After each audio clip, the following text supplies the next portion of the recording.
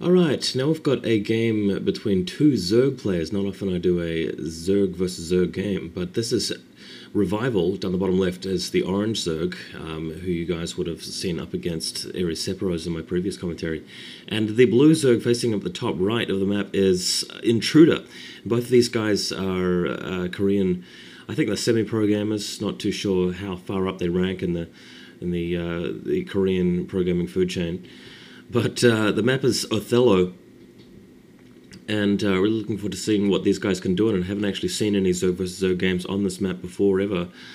So really, apart from just noob games, some of my friends just bashing around, haven't actually seen any really decent semi-pro games on this map. And we've got a drone heading out already from Intruder. Not sure whether he's planning on putting an expansion there. It looks like, no, he's just going up for the scout. He's sending his overlord down to the bottom right while scouting to the top left of the map with that drone, and really wants to find out what Revival is up to. So Revival just getting his economy up and running. He sent his overlord down to the bottom right as well, sending a second overlord to the top left. So he's not going to scout as quickly as Intruder is. It remains to be seen whether he sends out a scouting drone as well. I'm wondering why that... Oh, no, the drone's not turning around.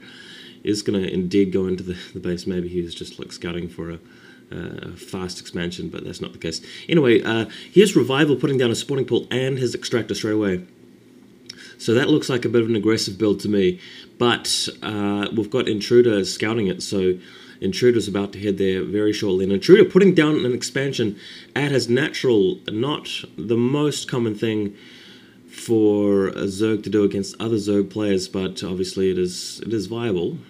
And here's his spawning pool as well. So he's not actually going for his gas as quickly as Revival by any means by the looks. And here comes this drone now. This drone is going to come in and it's going to see what Revival is doing. It's going to see what Revival is doing. It's going to see straight away that the builds have diverged quite a bit. So we're going to be seeing some really different stuff strategically here, and that's really going to make this game. I decided to pick this replay for a commentary because it was just definitely very well reviewed, and really looking forward to how this turns out. But Revival, as you've seen here, putting his lair up straight away and going for a sunken colony. So he's playing a very quick tech game. And he knows that, obviously, Intruder has intruded on his base with a drone and can see him doing this. So he's expecting to be rushed by Zerglings, putting down that sunken colony. But Intruder, on the other hand, has gone for a fast expansion at the natural, and he's putting down a third hatchery, so only building about 4 Zerglings by the looks there. Both players seem to be bluffing each other, expecting...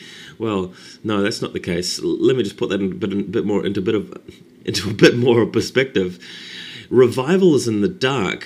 He doesn't know what Intruder is doing and has put down that sunken colony expecting to be rushed, but Intruder's not going for that quick rush. He's gone for an all-out economy build, and that's up against Revival's tech build, but crucially, Intruder knows what Revival is doing, so he's got the advantage here, but Spire out very quick. And if the Mulisks can make a difference in this, then, well, that remains to be seen. But here comes Intruder with the 4 Zerglings just running across the map. Neither player seems to have upgraded Zergling speed yet, and they start attacking each other. There's 4 Zerglings versus 4 Zerglings. Neither player wants to lose too many units at this point, so we're heading back. And Evolution Chamber going up just wants to make sure he's protected against Mulis. And note that Intruder hasn't actually got his lair yet. That's how far behind he is in tech. But he's way ahead in economy because he's got 3 hatcheries up and Revival is just starting on his second. He's just had his second starting for a short period of time, and finally Revival has got an overlord to Intruder space, and he's going to see, and he's going to probably groan with discontent, really, having seen what has actually happened, and that is Intruder is not really going for an all-in build at all. In fact, Intruder is ahead of him economically. And looking at the bases over here, Intruder's getting plenty of creep colonies down, really wanting to get those spore colonies up just in case he is beset upon by Mulisks, as is quite likely at this point. And a whopping 5 sunken colonies, 5 creep colonies between the 2 base areas, and they'll be morphed to spore colonies, not creep colonies. And yeah, there's two of them there. He's got the evolution chamber, and let's just see what Revival decides to do about this. He's going to have an anticipation of those spore colonies from that Overlord being ushered away. And here comes some Zerglings. Now, this actually looks pretty bad for Revival, because Intruder's built quite a lot of Zerglings. He's now attacking this hatchery. If that hatchery goes down, that's going to be a pain in the ass for Revival. He's really going to have to hold back here. He's building some more Zerglings, though, by the looks. And yeah, as he going to be able to take the before the hatchery goes out, almost out of health. Blue Zerglings just getting picked up like flies here, and just looks like they're going to miss it. Yeah. And hey, Hydralisk Den for Revival. It looks like he didn't build any Mutalisks at all. That Spire was a complete bluff. That's a really amazing play. Usually you just go for as many Mutalisks as possible in a Zerg versus Zerg game, and there's Intruder trying to block with drones. But let's come back to that Hydralisk Den.